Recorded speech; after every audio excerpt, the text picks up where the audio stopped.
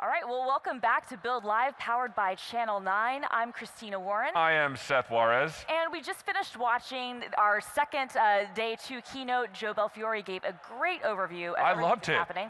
I was so excited. And you know what? Like, I know this is going to sound nerdy of me, but that notepad announcement, I tell you what, I loved it. No, okay, honestly, me too. I was like, okay, finally, my Linux stuff will work in Notepad. Also, I think I should call out, I'm wearing I'm a PC shirt. There you go.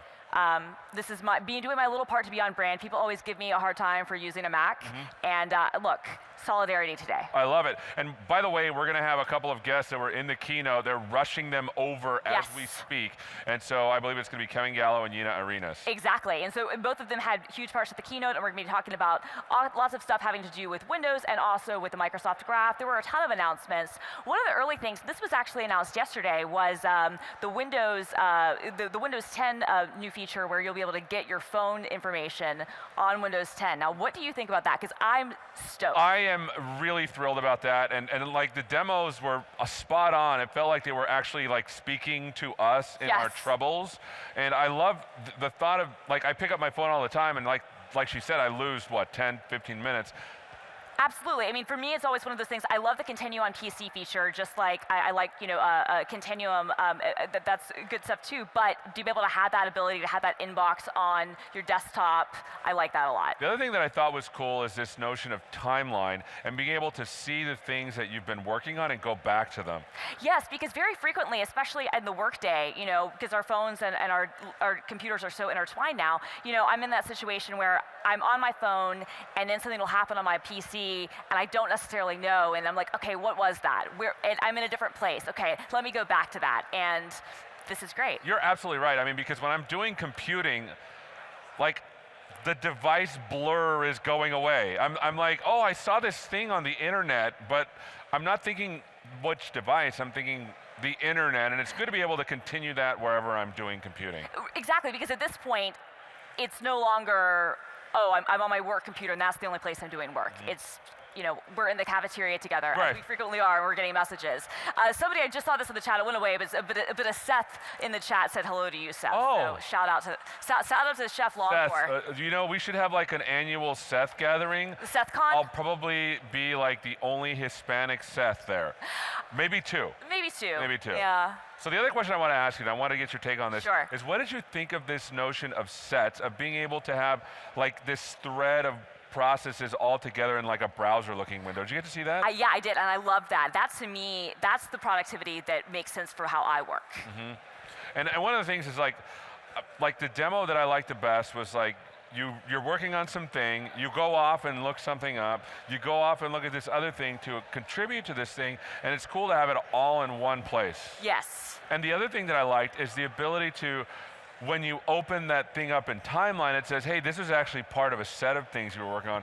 Do you want to open that back up? Yeah, because you always have those situations, or at least I do, where I was working on a lot of things at once, and I might open up one document and it was like, okay, but these other things were part of it as well. Yes, I forgot that I had that PowerPoint open. I forgot that browser was open to these tabs. Thank you. Bring all of this together so I don't have to recreate all that work. And like the stream of consciousness that you have when you're doing work, it's actually super nice to have it all there in one place. I actually love that part a lot. I love that too. And I know that one of the things we're actually going to have on live on Build Live tomorrow, Tim will be talking with the guys behind Chocolatey and Box Starter. Oh, cool. And what's great about that is because Kevin mentioned being able to make your Windows box, basically your main box, and that's doing automation setups is a huge part of that. Being able to just run a few commands to automatically install packages and scripts is great. Yeah, I mean, before I came to Build, I decided to reformat my machine. I repaved it. Yes. You heard about that. I saw it. It was the worst mistake I've made in several hours. I mean, but the thing about having an install script like Chocolatey or Box Starter to like reformat your machine and then just bring everything down is amazing, and it's great that we're adding reference scripts to those for a developer. If they're a web developer, they might have a Node install. If they're a UWP developer, it might be Visual Studio and not VS Code. I mean, it's pretty cool. Well, that's the thing, is that everybody's setup is different. But at your organization, whether you're big or small, you might want everybody to have a similar setup. So if you can do those scripts so that either if it's more than one person, or even if it's just your case, where it's the night before build and you have to reinstall your machine. I saw it happen, guys. Yeah, it was not smart. You can just easily get it up and running, and that way, save some time. I love it. Awesome. So let's move on now to the Office stuff. Yeah. Because we're going to ask them, we're going to give you a preview of the stuff we'll ask them. We want to make sure that you queue your questions up because we're very interested in the questions that you have. Obviously, what you have to say as customers of Microsoft is super important, and your questions are also super important. I liked the way they said, and this was Joe Belfiore, Office, think of software as value you create that you can add into people's already existing experience. Because you and I, we both live in Outlook all the time. All the time. And if we could add bits of value into Outlook, that's a great thing, right? Absolutely. What do you think of the demos? There was one for the functions for Excel. Yeah. There was one for the cards inside of Outlook, and then the other one was adding tabs for Teams. Any thoughts on those? So I really liked the Excel functions demo, and we're going to talk about to Ines about that, because I really like that, because you run into this a lot. And again, this is kind of the power of the cloud, is that I might have a certain function that I'm using for my script, and then when I share this file with you, if it's not attached, then something's not working correctly. Right. And I've got to add on those add-ons, and it can be complicated. And now everybody in my group can do it and get all that data the way that they need to. The other thing that for me, and because I like AI, right? The thing that I was most interested in is these things look like you can call Azure functions. It felt like, if I got it wrong, she'll correct me. But you can call this bit of functionality. I can create models and deploy them there and have Excel do inferencing on rows of data, right? Yeah. Which is pretty cool. No, that's amazing. Okay, looks like they're over there. They're getting ready to come over we're here. Getting ready. So get your questions lined up and let us know what questions you have for our gang. Awesome. The other thing that I liked is this notion of Outlook. Imagine embedding things into Outlook emails. What were your thoughts? What are some ideas that you have for people that they can, what are some things that you wish you could just do in Outlook? I mean, honestly, I wish that sometimes I could order a car. I'm not even joking, because sometimes you're doing an appointment and you're like, I would like to just be able to book this right here. Oh my goodness, that's a good idea. So if you're doing booking type things, you could, you send an Outlook appointments being emailed to you with a specific location. Would you like to reserve a car? Exactly. That's pretty cool. I mean, that was what kind of occurred to me. Unsurprisingly, you, because you've done this before, but I've been doing a whole bunch of calendar invites over the past couple of weeks. That's right. For Build Live.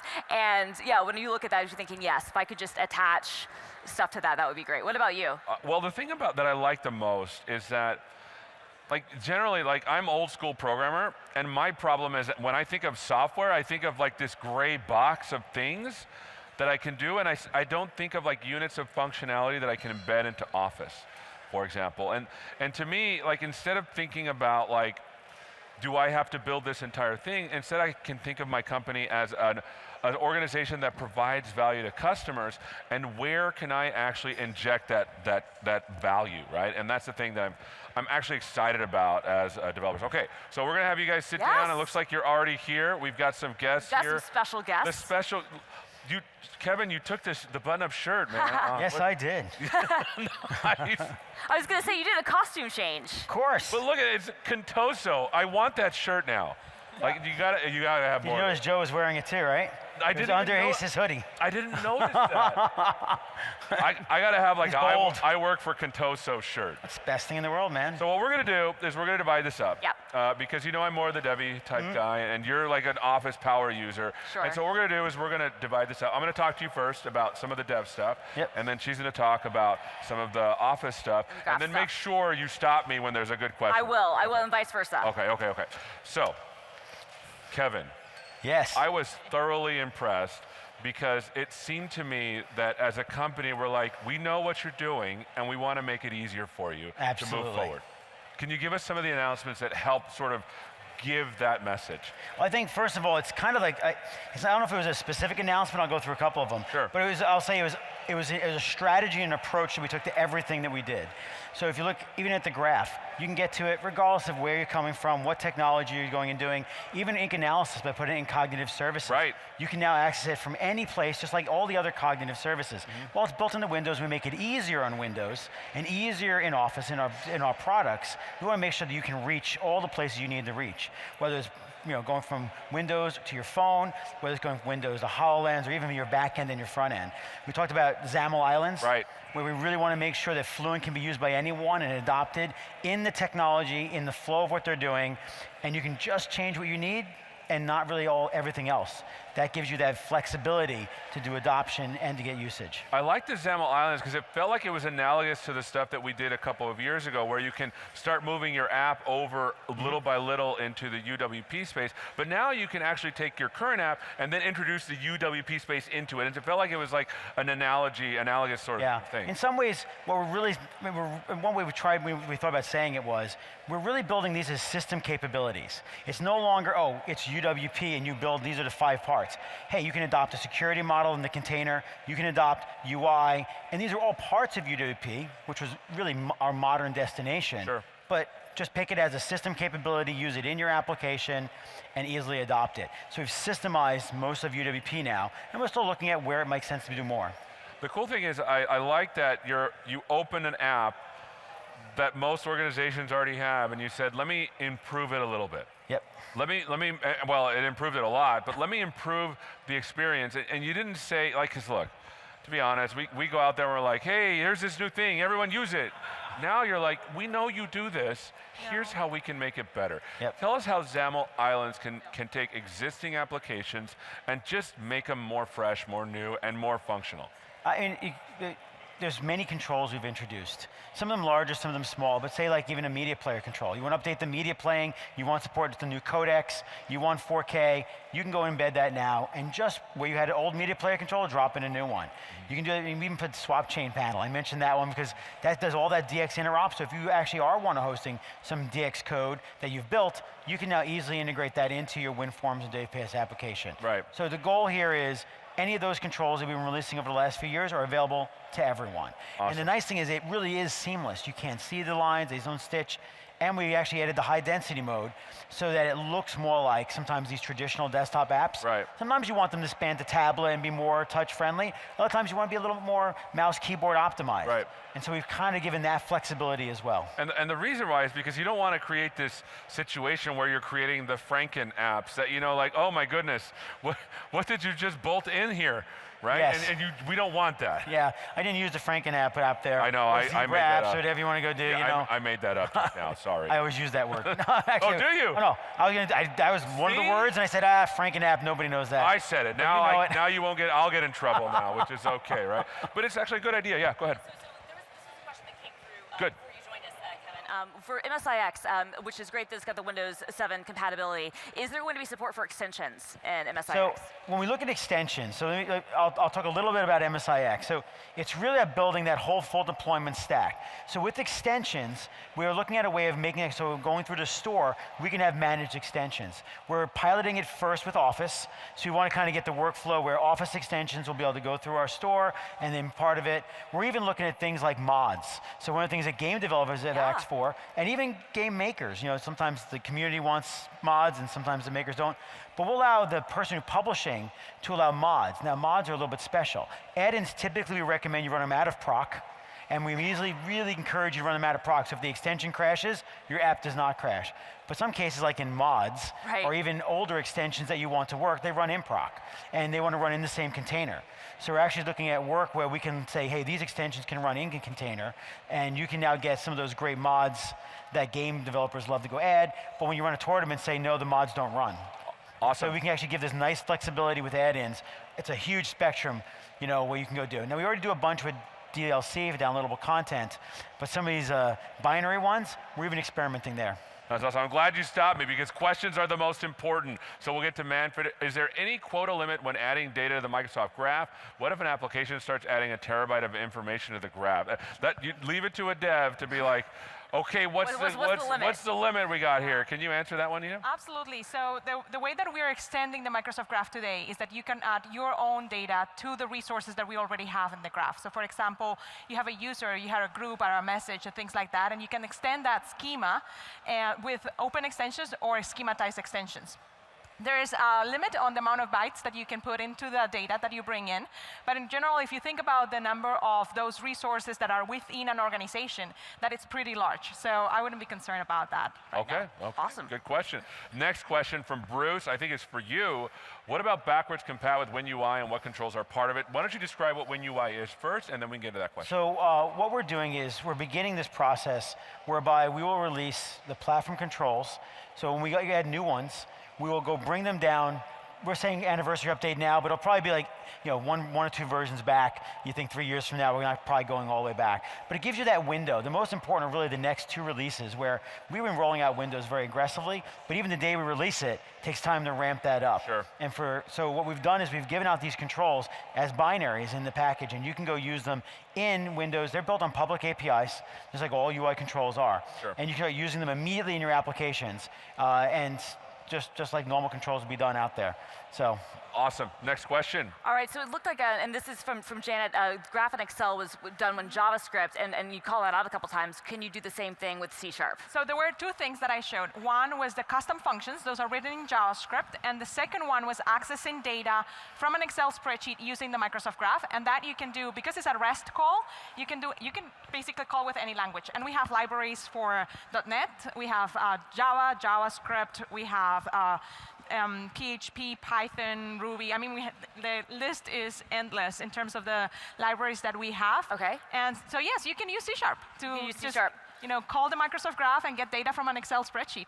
Okay. The next question I really like, because I like think it's this for too. both of you, right? And so maybe we'll have ideas from you, Ina, and then we'll come over to you, Kevin.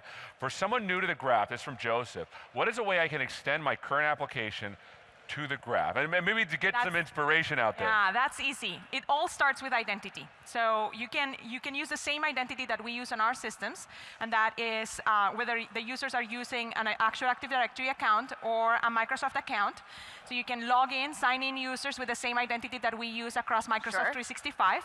And then from there, just the world opens up in terms of the data that we have for customers in our services, whether it is their profile information, their picture, their username, their job description, their title, and so forth, to the things that they do every day, like, for example, their messages or their calendar or the files or the activities that are coming into Windows timeline. It's like all of these data just opens up for you to integrate in your application. So, when you take it back to what Joe was saying, is like your app now expands beyond those four corners and then can integrate between all of the different experiences that Windows and Office have, and then use all of the data from the Microsoft Graph. So now that we've got all this data, what can we do with it now with all the stuff that you're building for devs? Well, it's kind of the same thing. I think activity is where I would start, right? That's where you're going to get a high level of, you get two features, right? You get the timeline where we built an experience. You'll get sets in the future, but you can actually do pick up where I left off. You can actually do some of the work that you saw where I did it on one device and on another device. You can coordinate actions among your devices. Our goal is to actually kind of inspire developers to think, how do I kind of use multiple devices in cooperation? If you remember Satya's demo yesterday, when they talked about that office, behind the scenes, that was using all of that connectivity that we have in the graph and about the people that were in the graph, allowing you to subscribe to one, knowing who is in the meeting. So that whole coordinated exercise was to inspire people to think, where can I go? What are the scenarios that can use multiple facets, multiple devices? If I want to really think big, and I know sometimes start small, we got activities, we got pick up where I left off, but the real inspiration is to get to these experiences where the magic happens. And that's going to require developers to use that graph, use the proximity. Right. We actually can let you find out which devices of your own are near you. We do a bunch of smart things. I remember that stuff, So this is still available. This is how we do, nearby share, and these type of technologies are all there available. You can build them as well as us. It feels like it's a more human-centric approach to computing. 100% human. As opposed That's why it to, starts with identity. It's all about the human at the center, and my devices are around me, and I want to coordinate them around me. And I'll say, the real challenge is when we start doing multiple users with multiple sets of devices. Right. And we're starting even there. That's that multi-sense, multi-device world we're moving into. And I'd say multi-user world. Nice. But it's three multis. Absolutely. All right, so the next question coming in from David. I love this. Outlook, how about like when you're scheduling a meeting, you get some cool stats and contact card hover, like you've met with Bob. This is No, I love really, this. It's like you met with him 25 times, and he owes you 2 replies. This is a really nice and now narrative. he's on vacation. All of that is information that we have available in the graph, right? Awesome. Like how many times you meet with Bob, the fact that you work with Bob very closely, even though Bob might not report to the same organizational structure in your organization, those are information that you can just make a simple REST call and bring in from the graph. And the tasks that we have assigned, Cortana is actually using the Microsoft Graph to remind you of tasks on your that you commit to in your inbox. So these are all some of the capabilities that our own products are using the Microsoft Graph to bring into those experiences. That's I'll awesome. finally be able to have a computer say, Seth, you did not respond to this. You should. I was going to say, I'm a little afraid of this because I'm great at ghosting people over email, and it's going to be like, you have ignored this person 15 times. Also, I'm sorry to that person. I can add a little plug-in that says you should feel shame right now, Seth, for that kind of stuff, and you can do that. Like maybe add it to my timeline or something. Yeah. You should go back and look at this. All right, some more questions. So this one for you, Kevin. Ben Silverman says, what's the new news with the Fluent design? So first, we did introduce a couple new controls. We do have a Fluent data grid that we're going to be releasing out there, so you can start using that data grid, very common control. They'll have better experience and work with all that multi-sense stuff. We have command bar flyouts. So there's a bunch of these smaller controls and the big ones like grid. So a bunch of those controls that are out there. But the real news is that every developer can now use that, regardless of what code base they're starting from. Not everybody's going to be starting from a new UWP. They can be starting from their existing one. You can put it into your application, update it where you choose, and if you just have even just a simple web browser control, I can go place that in there. I think it was 25. I said 25 characters I changed, and I had a full updated modern web control. That was really cool because I'm always about the demo, man, and you brought the demos. It was amazing. I really liked it. All right, next one from Jen. I saw that adaptive cards was talked about a lot in the shell. What things can I do with them? Can I write my own renderer? So you actually can write your own renderer.